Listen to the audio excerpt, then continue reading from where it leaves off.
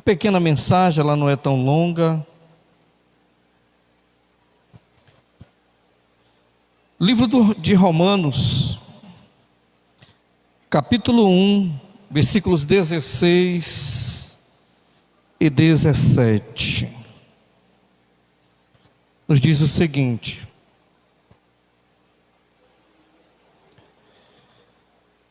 pois não me envergonhe do Evangelho, porque é o poder de Deus para a salvação de todo aquele que crê. Diga crer. Primeiro do judeu e também do grego. Versículo 17. Visto que a justiça de Deus se revela no Evangelho, diga Evangelho, de fé em fé, como está escrito. Senhor, nós invocamos a Tua presença, Espírito Santo, apresentamos a Tua palavra, fala conosco, ministra nosso coração, Pai, pois acreditamos no poder do Evangelho, porque é a justiça de Deus para as nossas vidas. E a igreja que crê, diga amém, diga graças a Deus. Querido, o tema da mensagem de hoje: o Evangelho é a resposta para minha família. Amém? Deixa eu repetir para a igreja entender.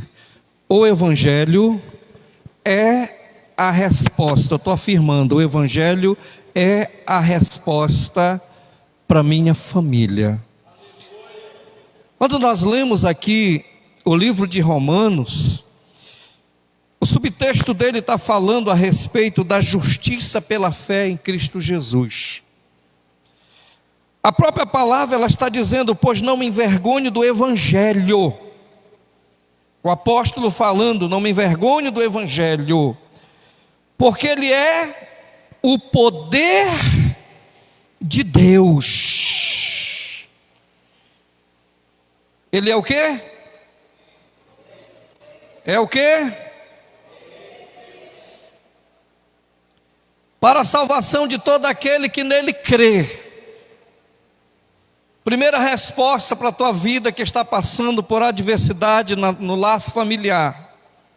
O Evangelho de Deus, ele é resposta para todo aquele que nele crê.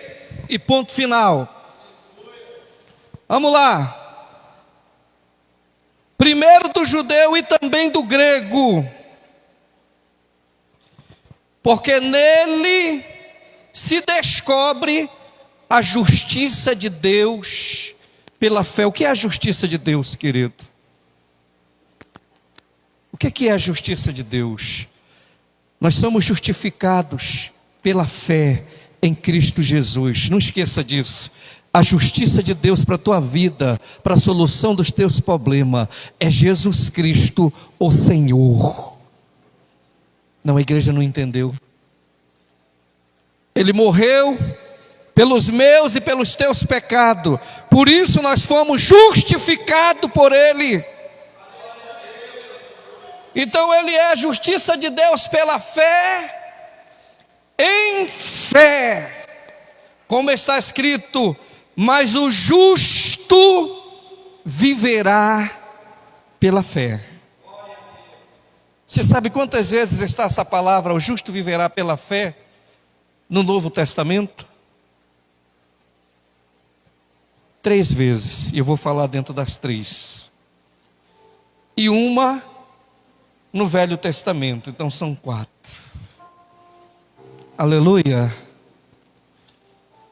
O Evangelho é a resposta para a tua família, para a minha família. O Evangelho é a resposta para os teus problemas pessoais. O Evangelho é a resposta para a tua condição financeira, para a tua condição de saúde. O Evangelho é a resposta para aquela picuinha que vem virando anos e mais anos e você não consegue resolver. O Evangelho é a resposta. A palavra Evangelho significa boas novas. Estou te trazendo uma boa notícia. Jesus te trouxe uma boa notícia. Esta é a palavra da fé que pregamos. O Evangelho de Deus é resposta para os teus problemas. Evangelho significa boas novas. Ele refere-se a uma boa notícia de salvação através de Jesus Cristo, o Senhor. É por isso, queridos, que o Evangelho vai ser e continua sendo a resposta para cada uma das adversidades que você e a tua família estejam enfrentando.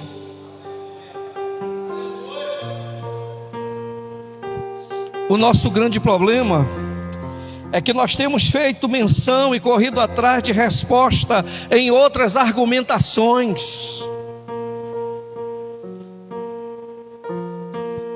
O Evangelho nada mais é do que a palavra. Semana passada preguei sobre isso. O apóstolo Paulo estava preso, mas a palavra do Senhor não está presa. Ela foi liberada através de profecia pelo nosso Senhor e Salvador Jesus Cristo, que te dá vitória sobre todas as coisas. Boas notícias.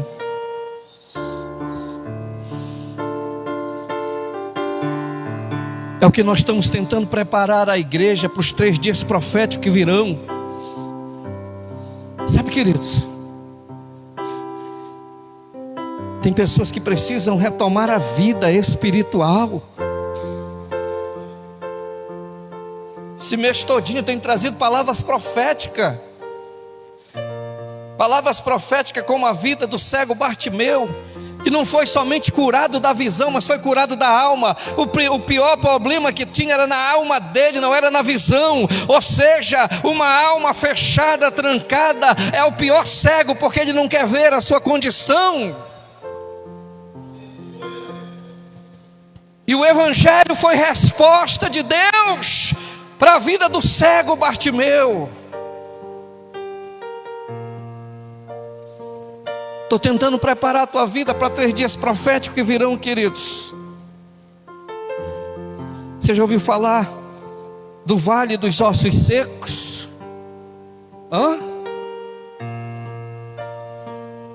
A Bíblia diz que Deus mandou o profeta fazer o quê? Profetizar. Profetizar sobre o quê, pastor? Sobre um monte de ossos secos. Entenda isso. Logo se entende que profecia, entenda isso, isso é do céu. Que profecia nada mais é do que eu proferir vida para aquilo que não tem vida. A igreja não está entendendo. Eu não vou ficar mendigando glória a Deus, aleluia não. Porque é no teu aleluia, no teu glória a Deus, é no teu amém que as coisas destravam, queridos. Por que Deus mandou o profeta profetizar sobre os ossos secos? Era Deus falando para o profeta: gera vida nos ossos. Lá não tem vida, não tem carne, não tem tendão, não tem fôlego de vida, não tem nada lá. Gera vida sobre os ossos. Nada mais é o Evangelho a qual nós pregamos, queridos. Como dizia o profeta Abacuque, lá em Abacuque 2,4: o justo viverá pela fé. 2 vezes falei o mesmo versículo. Eu gosto de quando há versículos repetitivos na Bíblia. Quando há versículos que se repetem na Bíblia, querido, Deus quer falar alguma coisa. Quantos sabiam disso? Quando está se repetindo um versículo essas vezes na Bíblia, é Deus chamando a atenção do seu povo, dizendo: ei, presta atenção, o justo viverá pela fé. É Deus te dizendo: para de viver no comodismo, no conformismo, tenha atitude de vencedor.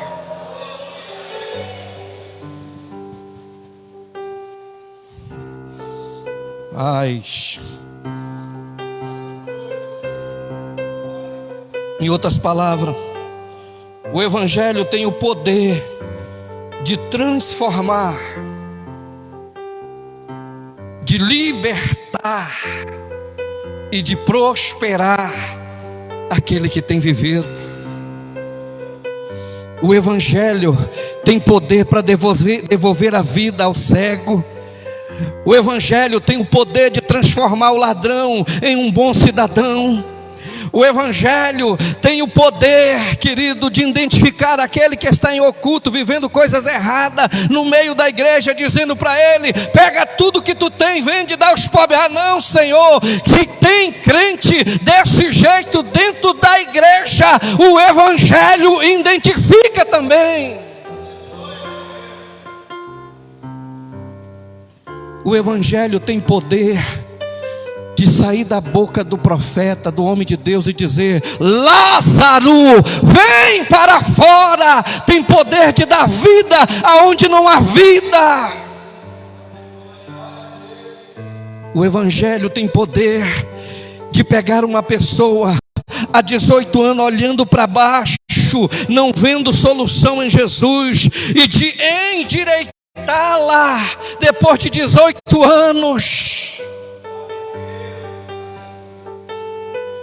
O Evangelho tem poder, querido, de continuar trabalhando na tua vida todos esses dias, te direcionando qual seja a boa, perfeita, agradável vontade de Deus para a tua vida.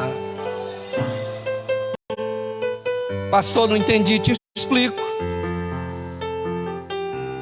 Quando lá no Evangelho de Lucas,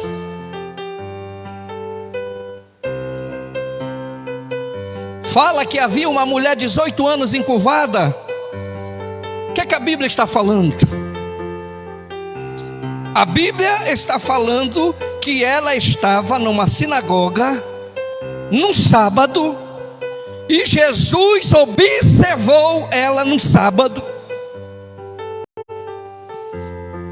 O Evangelho, queridos, ele não abandona nenhum homem que vive há 18 anos sofrendo, mesmo estando dentro da igreja. Entenda isso, porque Deus está me falando ao coração aqui que tem pessoas que estão passando por tanta luta, que a vontade é dar um chute no pau da barraca, ela desmontar, pegar o que sobrou, tomar rumo para qualquer lugar que o nariz aponte e viver a sua história, porque não vê solução no Evangelho para a sua vida. Deixa eu te dizer uma coisa, querido. 18 anos essa mulher estava vivendo dentro da igreja, mas não olhava para o alto. A Bíblia diz que o nosso alvo é eterno, que o nosso alvo é Jesus, que o nosso alvo tem direção. Não é para a ponta do teu pé o teu alvo, não. Teu alvo se chama Jesus. Teu alvo foi pendurado numa cruz. Teu alvo continua intacto por Ele. E quando você abre a boca para si mesmo dizendo: Senhor, não aguento mais isso, nada muda, tudo parece do mesmo jeito, entra ano, passa ano, vem o ano do sobreviver, eu estou aqui, mas não vejo mudança, veio um ano de vida transformada, não transformou nada. A mulher estava dentro da igreja, ela não estava fora, queridos.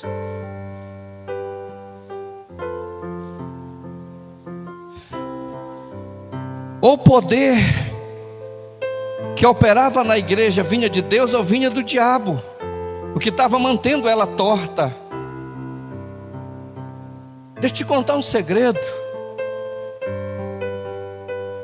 O que salva não é você estar sentado na igreja. O que salva é a tua mudança de atitude, tua mudança de paradigma, a tua interpretação do Evangelho. Porque você pode permanecer 100 anos sentado no mesmo lugar, dizendo: esse lugar é meu, eu já vou fazer 100 anos sentando no mesmo lugar.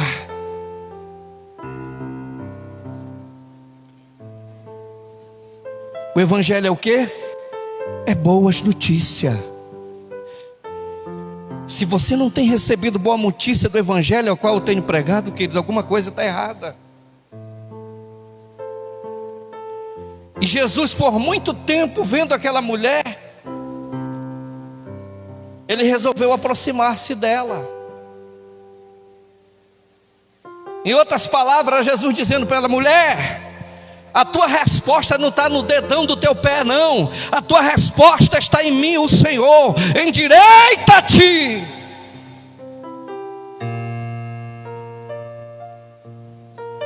Quantos estão entendendo, queridos? O evangelho é boas notícias. É uma notícia de salvação. O evangelho, ele tem um poder de transformar, queridos. Eu creio. Porque o evangelho, ele me transformou. E a Bíblia diz que essa transformação é de glória em glória, é de tempo em tempo.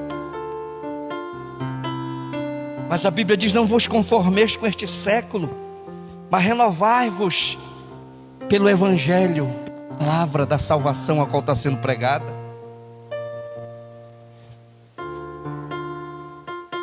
O problema não está no evangelho, o problema está na interpretação do evangelho. O evangelho está pronto para transformar. O evangelho está pronto para quebrar cadeias. O evangelho está pronto para te segurar pela mão direita e te conduzir. Agora, você está preparado para esse evangelho?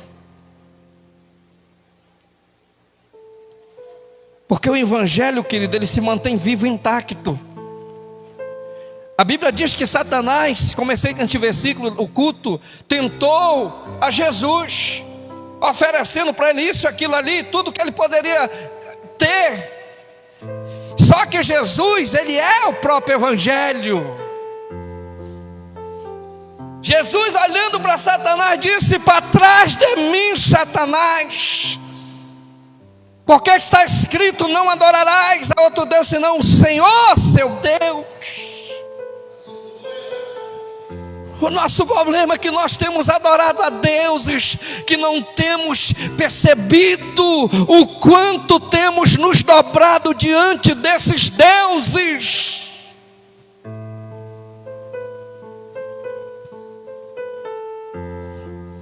Eu não vou te falar porque o Espírito Santo está falando a casa, queridos. Porque quando Satanás tentou Jesus, ele ofereceu muitos e fundo, e Jesus não caiu. O evangelho faz o homem abrir mão do que ele tem para viver a graça transformadora do evangelho. Aonde está isso, pastor? Está lá no livro de Lucas, quando Zaqueu, o publicano, estava na árvore, e o Senhor disse para ele: desce, porque me convém estar na tua casa. Quando o homem se encontra com o evangelho transforma a vida do homem. Sabe o que os outros diziam? O cobrador que roubava ficou doido, está devolvendo para as pessoas. O evangelho, ele transforma, queridos.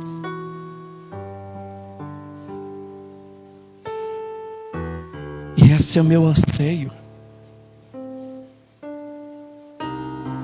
Estava ontem aqui, pela parte da manhã até mais ou menos 1h, 1h30 da tarde, terminando de preparar o material, as canetas, os papéis, os envelopes. Sabe, querido, me veio uma tristeza tão grande no coração.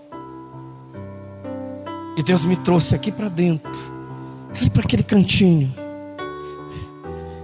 E fui chorar para Deus. Porque eu cansei de chorar para homens não mudam. Porque nós dependemos do evangelho para tudo. Sabe, queridos? E Deus me traz à memória o sonho que Ele me fez ver. O o sonho dos peixes, o sonho da pregação, o sonho que Deus vai fazer com que o ministério rompa. Sabe, querido, quando eu digo ministério, não pensa que eu quero glamour. Para mim não é isso que eu quero. O que eu quero é ver pessoas se rendendo a esse evangelho de salvação, a esse evangelho que transforma, a esse evangelho que muda, a esse evangelho que dá vida aonde não há mais esperança de vida.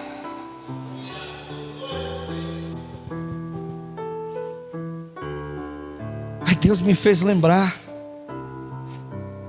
quando assumi a minha primeira igreja aqui em Santarém, a IDB Santana. Quantas vezes não fui pela madrugada lá para dentro do prédio chorar, pedir para Deus: transforma, muda o estado deste lugar, muda a condição, muda a maneira que as pessoas veem este lugar. Sabe, queridos, e Deus fez, porque Deus trazia o oprimido da rua, o bêbado, o drogado, e trazia para dentro, porque é esses que Deus espera.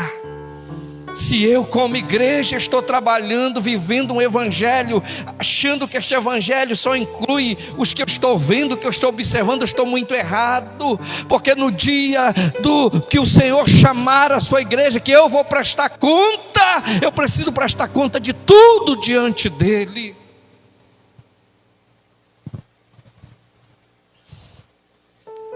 Pastor, a mensagem não era para a família? A não ser que você não seja filho. Bota lá o logo do tema família para mim, por favor.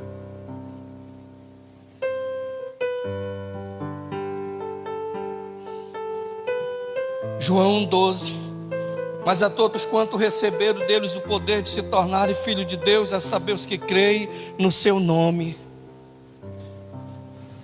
É essa família que Deus quer mudar. Porque a Bíblia fala de diversas famílias, queridos, que antes do evangelho levaram pauladas porque não entenderam. Primeira família. Qual foi a primeira família da Bíblia? A família de Adão e Eva. Qual foi o pecado que eles cometeram para destruir toda a situação? Desobediência.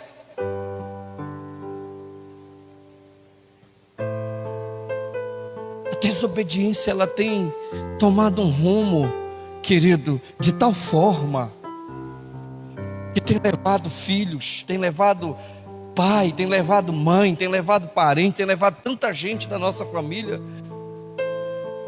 para um determinado lugar que Deus não preparou para eles. Sabe, queridos,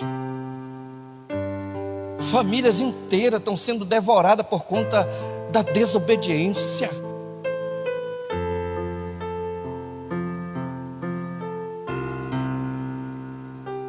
Famílias que perderam a motivação no meio da caminhada, perderam a fé.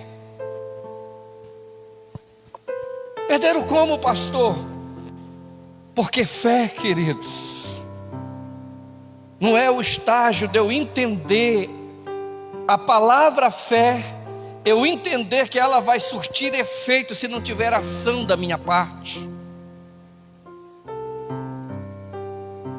Porque se a palavra fé ela mudasse alguma coisa, a fé sem coragem, a fé sem ação é morta, sem coragem não tem resposta, não há resposta de Deus.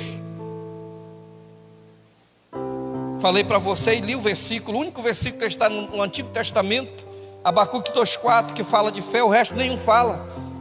Os outros falam tudo de atitudes. Porque não adianta eu proferir a palavra fé e não viver o que ela espera de mim. Não adianta eu proferir o evangelho de Cristo e não houver resposta do que é o evangelho na vida de um crente. Aleluia.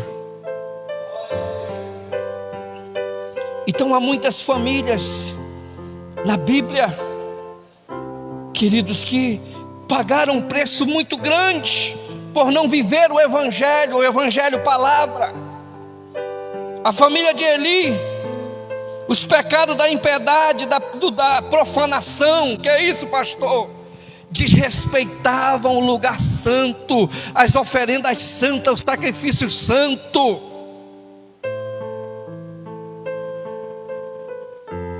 Faziam ilicitamente as coisas.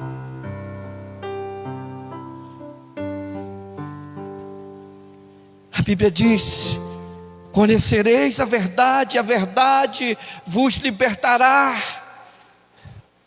Filhos de profeta, filhos de sacerdote, sendo preparados para o sacerdócio, mas não conheciam a verdade.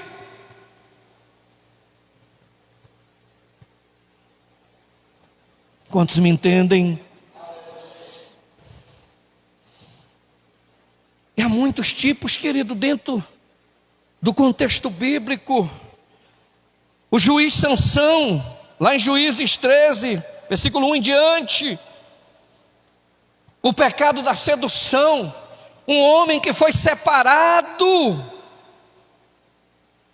Deus separou ele no ventre da sua mãe, separado para ser juiz sobre Israel, juiz do povo de Deus, mas foi seduzido pelas concupiscências dos seus olhos, pela soberba da vida, e pagou um preço muito alto, porque não ouviu e não obedeceu o que Deus tinha preparado para ele. Famílias que foram marcadas, queridos, no Velho Testamento, a família de Gileade, pecados da prostituição, tantas famílias que às vezes têm vivido erroneamente, mas a mente está cauterizada e não consegue absorver o que estão vivendo de errado. Outra família, a família de Acã, pecado de desobediência e de furto. Foi falado: não traga nada. E eles foram lá e profanaram o que não era para trazer como ídolos e trouxeram para dentro do seu convívio. Sabe, queridos, é Deus nos dando instrução. Estou te falando tudo isso para você entender que você está vivendo um período de graça. O que é isso, pastor? De favor imerecido. E Deus continua te olhando com olhar de graça, por conta do Evangelho, porque o Evangelho não é má notícia, é boa notícia. Entenda isso. São boas notícias que alguém está trazendo para você. Mas existe também exemplos dentro do contexto bíblico. Quero falar de dois só, e quero voltar para o texto onde eu estava. De famílias que tiveram virtude, que foram abençoadas, que tiveram respaldo dentro do contexto bíblico. A família de Noé, ou seja, as virtudes da fé e da obediência. Enquanto todos olhavam para ele e diziam: é doido, é maluco, a sua família olhou para ele: papai, nós estamos juntos desta loucura. Quantos estão entendendo isso, queridos?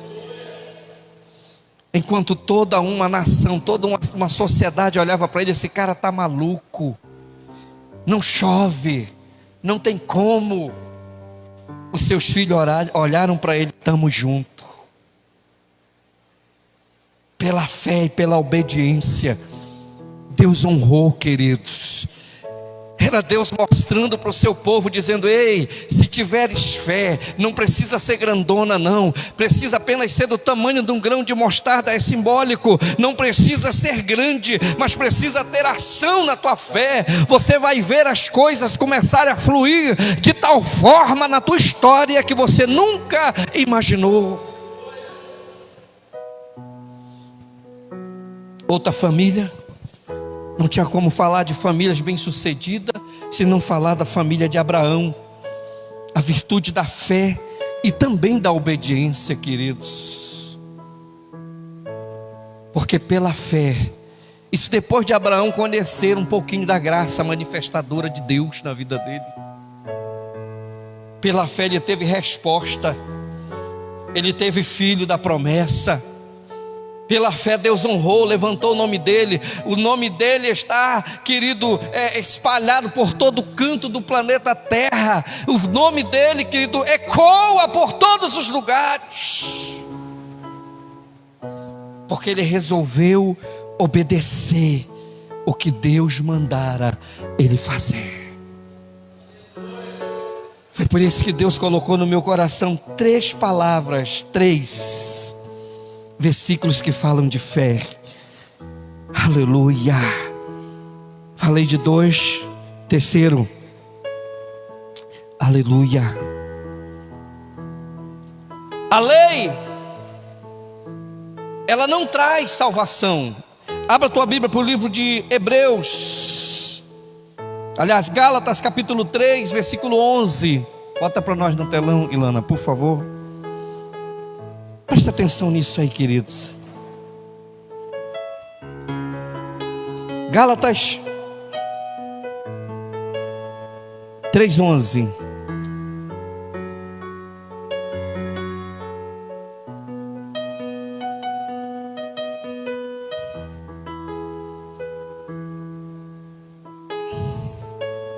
Aleluia.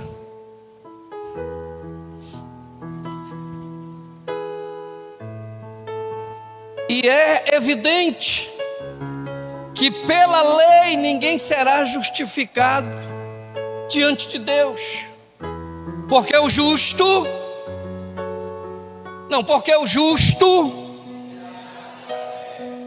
quando se fala evidência que ninguém viverá da lei, queridos, para você entender, você precisa pegar o versículo 1 desse contexto. A fé em Cristo supera a lei. O insensato Gálatas, quem vos fascinou para não obedecerdes à verdade? A vós, perante os olhos de quem Jesus Cristo foi evidenciado, crucificado entre vós. Só quisera saber isto de vós, recebendo o Espírito pelas obras da lei ou pela pregação da fé? Era o apóstolo dizendo assim, em outras palavras, se você quer viver na lei, viva toda a lei. Você não viu quem pagou o preço, quem foi crucificado, quem estava no madeiro? Você não presenciou? O que eu tenho para você, que é salvação, ela não vem da lei, mas ela vem pela graça, pelo favor imerecido, pelo sacrifício da cruz. Aleluia. Que diz mais? A graça, sim, ela é a justiça de Deus. Essa nos traz salvação, essa traz resposta, que é o que é a afirmação do versículo 11. É evidente que pela lei ninguém será justificado diante de Deus, porque o justo viverá pela fé, pela graça de Deus. Sabe, queridos, já faz um bom tempo na minha história que eu tenho vivido milagre da parte de Deus. Eu tenho vivido uma nova história diante de Deus. Por mais que os meus olhos estejam contemplando pedras de tropeço, buracos, barreiras, eu olho adiante. Alguém está entendendo? Porque se eu olho adiante, o que o olho não viu, o coração não sente, eu vou passando por cima das barreiras, por cima dos obstáculos, e vou contemplando a resposta de Deus que está diante das adversidades que se chamam leis. Não entendi? Explico. Porque tem muitos que estão presos na lei. Não pode isso, não pode aquilo. O pastor excedeu. Não pode fazer isso, não pode. É pecar, não pode. Não pode, é falar mal da vida do irmão. não pode ser negligente com a obra do Senhor, não pode deixar alguém necessitado e passar a largo, como fez o sacerdote, como fez o levita, passar longe. Isso não pode. Também não pode estender a redezona vermelhona. Deus está falando. A redezona vermelhona e esperar o milagre cair, porque o justo viverá pela fé. Vai rasgar a rede. E se tiver embaixo de um pé de mangueira, vai cair manga, que está no tempo da manga, na cabeça. Se a rede estiver embaixo de um pé de limão, vai cair uma casa de maribondo dentro da rede. Mas não vai mudar nada não, queridos. Esse viver pela fé, o justo vive pela fé, mas é o que vive a justiça de Deus. É o que olha para Jesus e diz: Senhor, eu posso. É o que olha para Jesus: eu vou. É o que olha para Jesus: eu devo. É o que olha para Jesus e disse: eu estou debaixo da tua vontade, não da minha.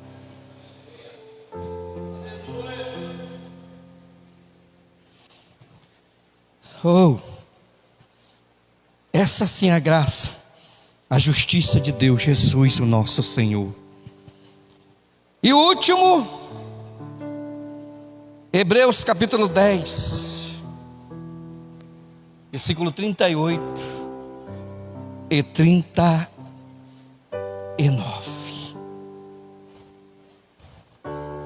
Quantos pela fé já falei?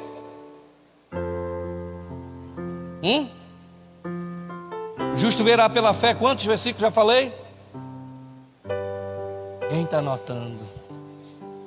Esse é o último, quarto versículo. Esse aqui é o mais forte. Hebreus 10, 38 e 39. Entenda isso aqui, querido. Isso aqui é forte demais. Do versículo 32 até o 39, a Bíblia está falando de perseverança, de perseverar pela fé. Aí quando nós lemos os dois últimos versículos,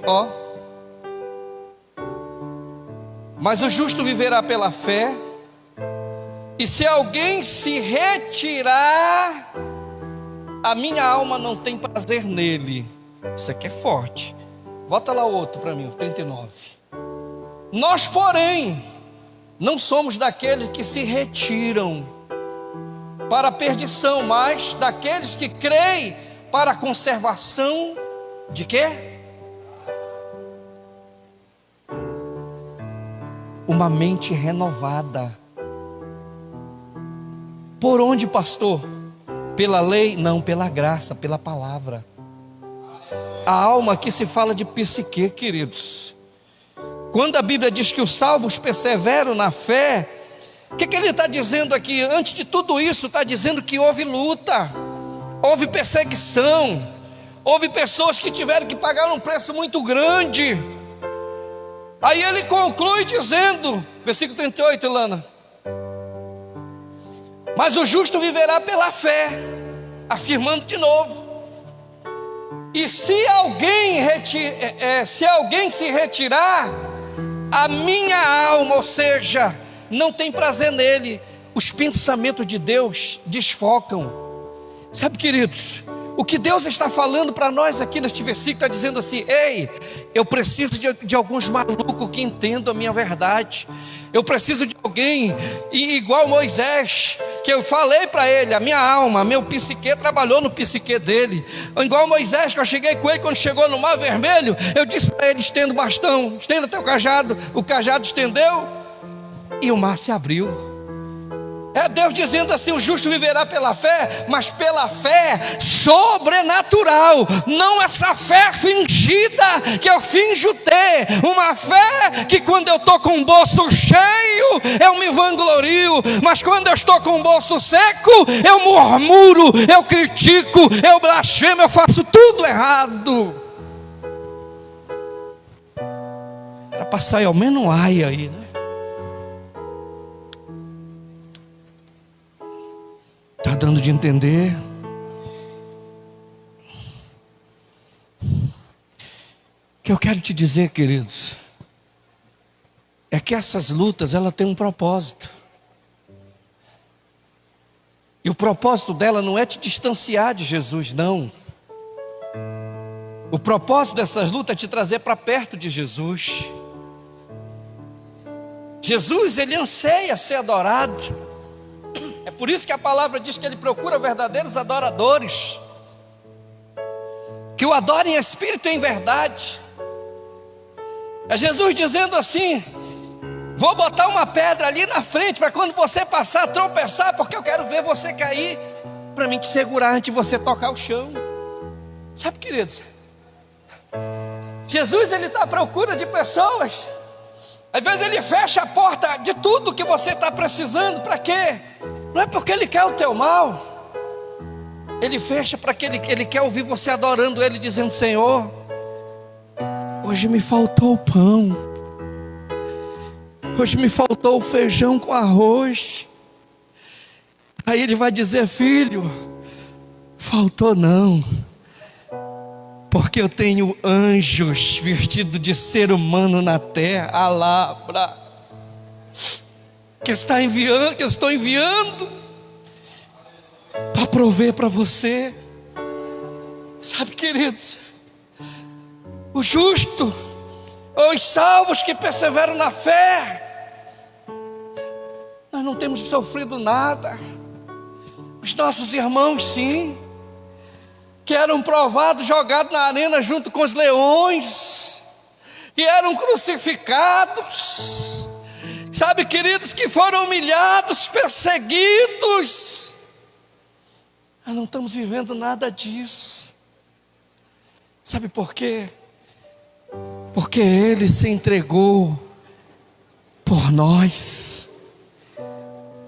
Ele se entregou para que a tua família tivesse resposta, para que teu filho, teu esposo, para que a tua vida tivesse resposta dele para a tua história, queridos.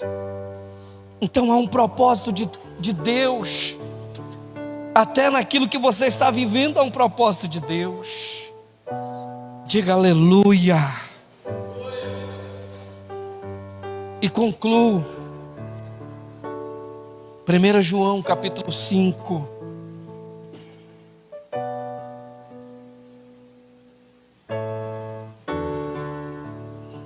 Versículos 4 em diante.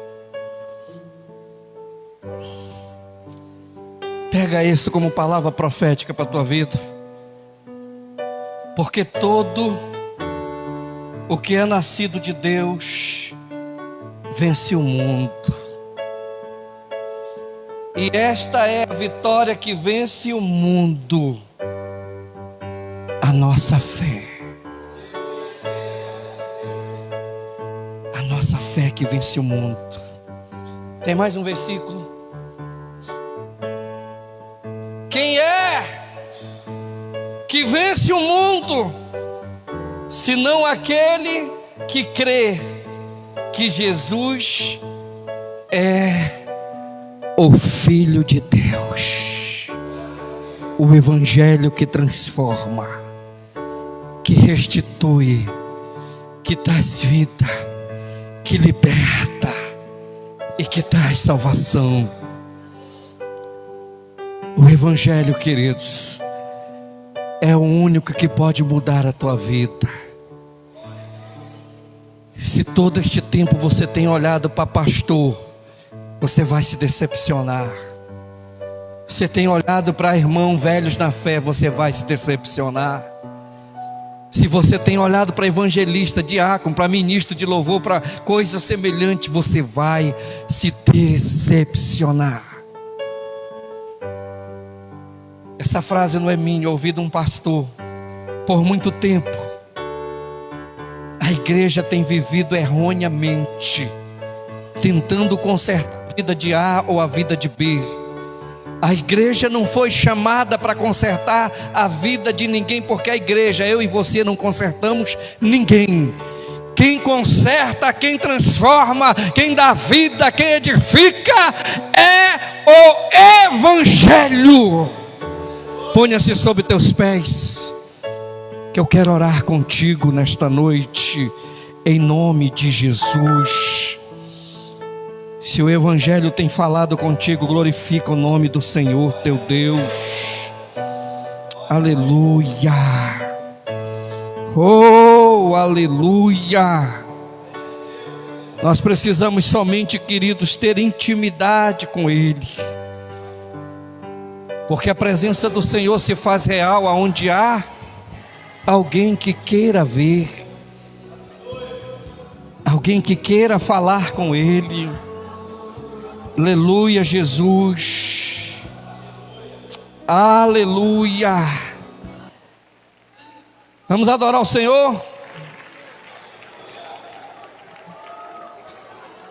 Adora Ele.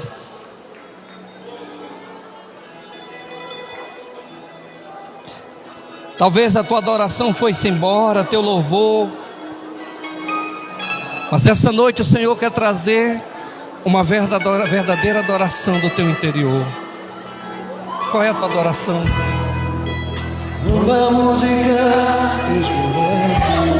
Fala com Ele. Simplesmente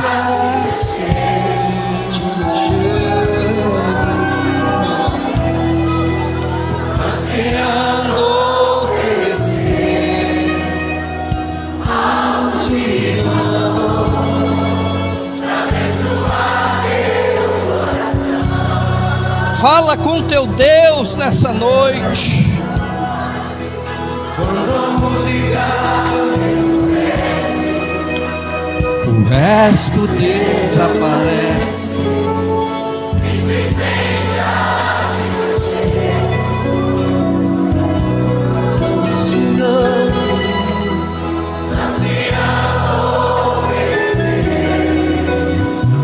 Algo de valor, abençoar teu coração. Ele não espera apenas uma canção, mas que uma canção Ele quer íntima comunhão contigo.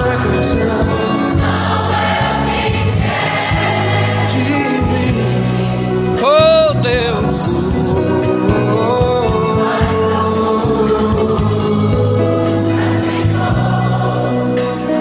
os olhos podem ver, queres meu coração. Volta pro caminho que é a solução. A essência da adoração. A essência és tu. A essência és tu. Oh, me perdoa pelo que eu fiz nela. A essência és tu. A essência és tu. O homem não pode fazer nada.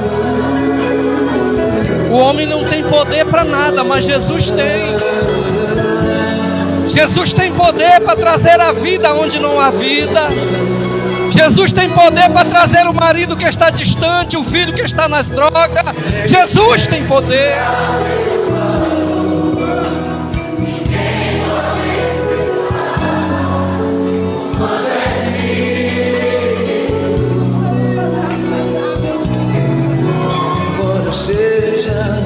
Embora eu seja um pouco fraco, tudo que tenho é teu. Nada foi comigo.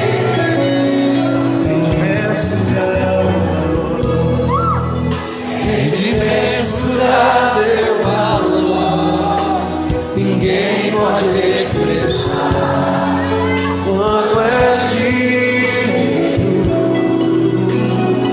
Tu és lindo, Jesus. Embora eu seja pouco fraco,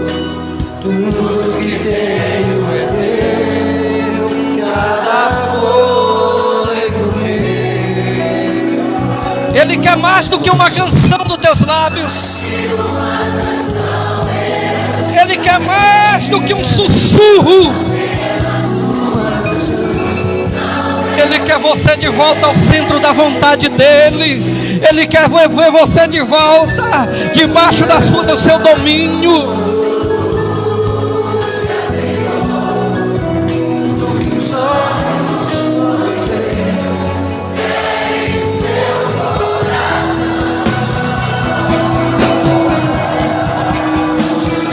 Estou voltando à essência da adoração. E a essência és tu.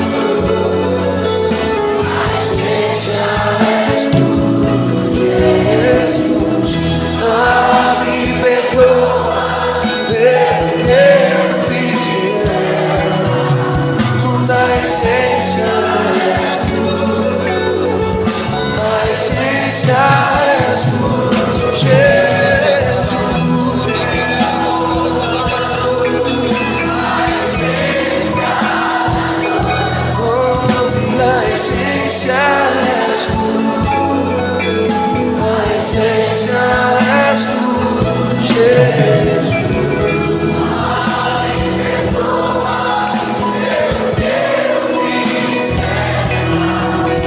A essência és tu,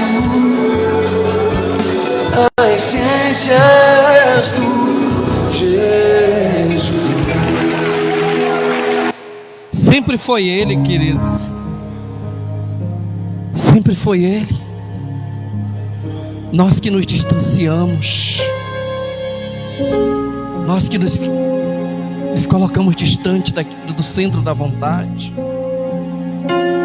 Coloca a mão sobre o teu coração, eu quero orar contigo.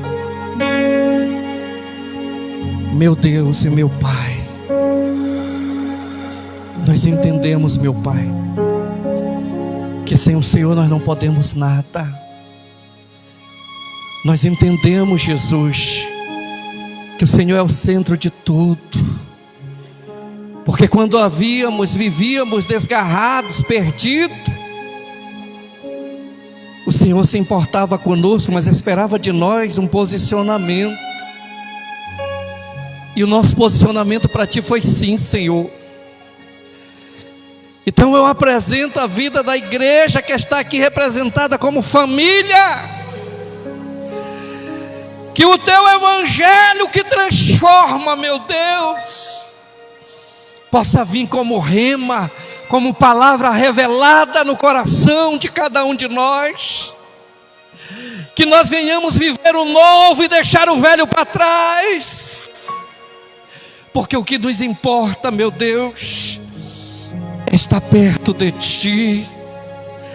Como diz a canção que acabamos de cantar, queremos voltar, Pai, para a Tua essência. Queremos, meu Deus, abrir mão de todas as portas que abrimos, que nos afastou, que permitiu, meu Deus, a discórdia entrar no nosso lar, que permitiu a escassez entrar nas nossas vidas, que permitiu a amargura, o rancor, que permitiu o ódio, que permitiu, meu Deus, o espírito mal entrar nas nossas vidas. Mas nós entendemos, ó Pai, como diz a Tua Escritura, que o justo viverá pela fé. E nós estamos crendo na Tua verdade, na Tua palavra. Ouve o sussurro da Tua filha que está clamando pelo seu esposo, que está clamando pela sua família. Meu Deus, Teu anjo, a Tua palavra diz que eles, meu Deus, são nossos funcionários, porque é assim que diz a Tua palavra, que o Senhor darás ordem aos Teus anjos ao nosso respeito, para nos servir. Ouve, meu Deus, e manda Teus anjos pegar a lágrima da Tua filha, pegar a oração da Tua filha e trazer resposta, Senhor. Ouve o nosso clamor, meu Pai, pois nós entregamos a nossa família nas Tuas mãos, entregamos os nossos filhos, filhas, nossa esposa, esposo, nosso lar, nossa casa, nosso empreendimento, nosso trabalho, nós entregamos nas Tuas mãos, ó Pai. seja feita segundo a tua vontade, em o nome de Jesus. E a igreja que crê, diga amém e aplauda ao Senhor.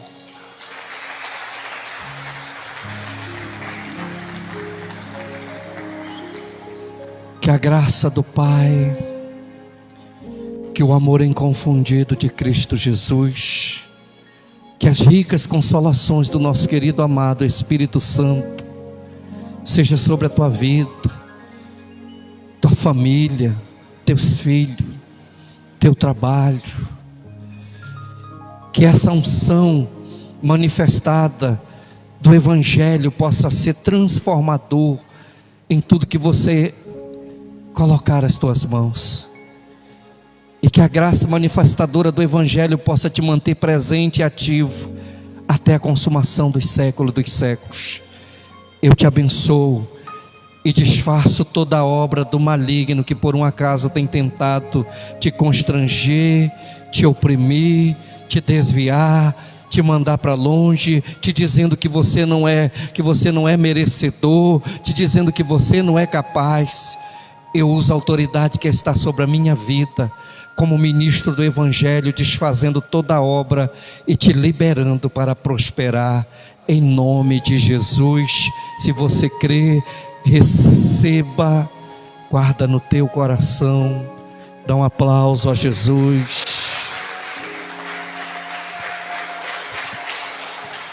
Que Deus te abençoe, abençoe os irmãos que nos acompanham através da live, e até terça-feira no nosso culto da vitória, em nome de Jesus.